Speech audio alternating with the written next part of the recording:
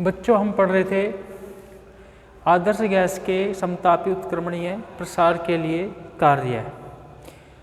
तो उसको हमने पिछली वीडियो में कर लिया था।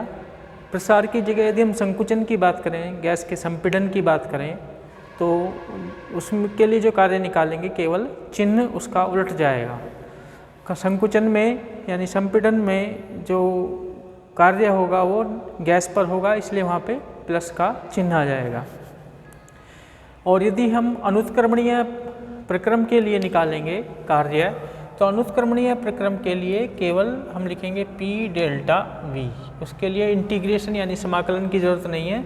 और यदि कार्य निकाय पर होगा तो प्लस चिन्ह आएगा, और कार्य निकाय द्वारा होगा तो माइनस चिन्ह होगा। यानी गैस का प्रसार होगा तो माइनस चिन्ह होगा, और गैस का संकुचन होगा तो प्लस का चिन्ह वहाँ पे हो जाएगा।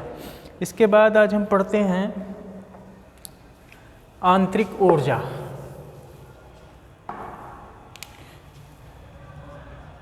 आंतरिक ऊर्जा, इंटरनल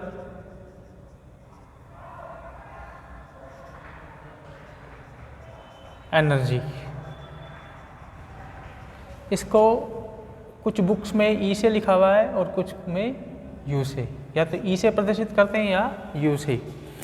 किसी भी निकाय की कुल ऊर्जा को हम उसकी आंतरिक ऊर्जा कहते हैं।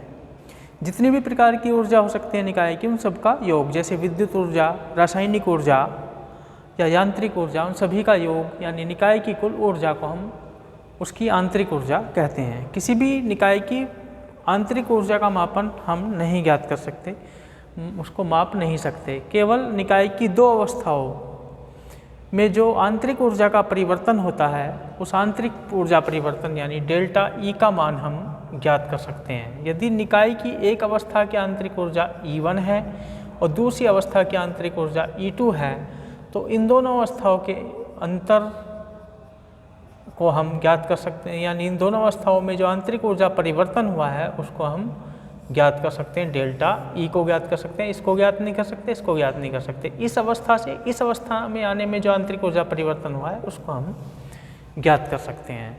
आंतरिक ऊर्जा परिवर्तन भी क्या है? अवस्था फलन है, मतलब इसका मान निकाय की अवस्था पर निर्भर करता है।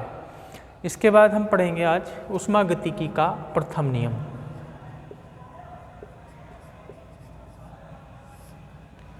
का प्रथम नियम। इस नियम को ऊर्जा संरक्षण का नियम भी कहते हैं।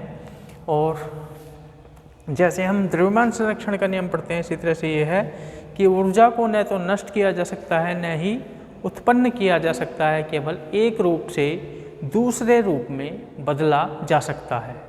या इसको दूसरे तरीके से भी हम कह सकते हैं कि ब्रह्मांड की कुल ऊर्जा स्थिर रहती है। और तीसरे तरीके से भी कह सकते हैं कि यदि किसी निकाय की ऊर्जा कम होती है तो परिवेश की ऊर्जा उतनी ही बढ़ जाती है, और यदि निकाय की ऊर्जा बढ़ जाती है तो परिवेश की ऊर्जा उतनी ही घट जाती है। और चौथे प्रकार में इसको ऐसे कह सकते हैं कि किसी निकाय को यदि हम ऊर्जा दें तो वह दो रूपों में खर्च हो सकती है, ऊष्मा तथा कार्य के रूप में। तो इस तरह से भी हम ऊष्मा तथा कार्य के रूप में ऊर्जा का आदान प्रदान पढ़ते हैं निकाय तथा परिवेश के बीच में। तो ऊष्मागतिकी के प्रथम नियम को हम ऊष्मा तथा कार्य के रूप में भी लिख सकते हैं कि ऊर्जा परिवर्तन कुल कार्य तथा ऊष्मा के रूप में ऊष्मागतिकी में होता है। तो उसी आधार पर ऊष्मागतिकी के प्रथम नियम का गणितीय रूप लिखा जाता है डेल्टा ई बराबर Q प्लस W।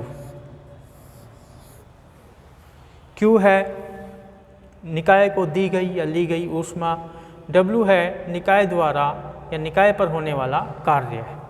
यदि हम निकाय को ऊष्मा देंगे तो Q का मान प्लस में लिखेंगे, यदि निकाय से ऊष्मा परिवेश को जाएगी तो Q का मान माइनस में आएगा।